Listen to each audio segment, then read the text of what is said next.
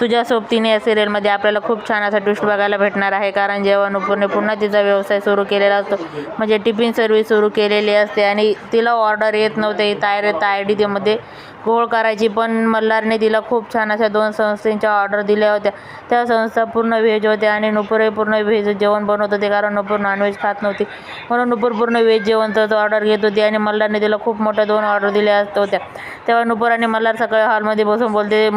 नुपूर बोलते, thank you sir, तुम्ही मला खूप मोठी ऑर्डर दिली आहे, तुमच्यामुळे झालं आहे. तेव्हा मल्हार बोलतो, मी तर फक्त दाखवण्याचं काम केलं आहे, चव तर तुझ्या हाताला आहे ना, हे सगळं तुझं शक्य आहे. तेव्हा नुपूर बोलते, नाही हो, तुम्ही दिली म्हणून तर मला ही ऑर्डर भेटली.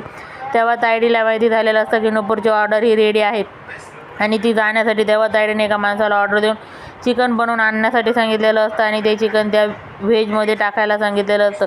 तेव्हा ती त्याला बोलते, पटकन कर, नाही तर इथं कोणी ऑर्डर घेण्यासाठी आलं, त्यांनी बघितलं तर फुकट माझा प्रॉब्लेम आहे. तेव्हा ते तिथून निघून जातात मिक्स करून. आणि जेव्हा नुपूरचं जेवण त्या माणसांपर्यंत पोहोचतं तेव्हा ते धार्मिक माणसं असतात आणि तिथे त्यांनी कंप्लेंट केलेली असते. तेव्हा नुपूरच्या घरी पोलीस येतात आणि बोलतात, मिसेस खानविलकर तुम्हीच का? तेव्हा नुपूर बोलते, हो. तेव्हा ते बोलतात, तुमच्याविषयी आम्हाला अरेस्ट कंप्लेंट आहे.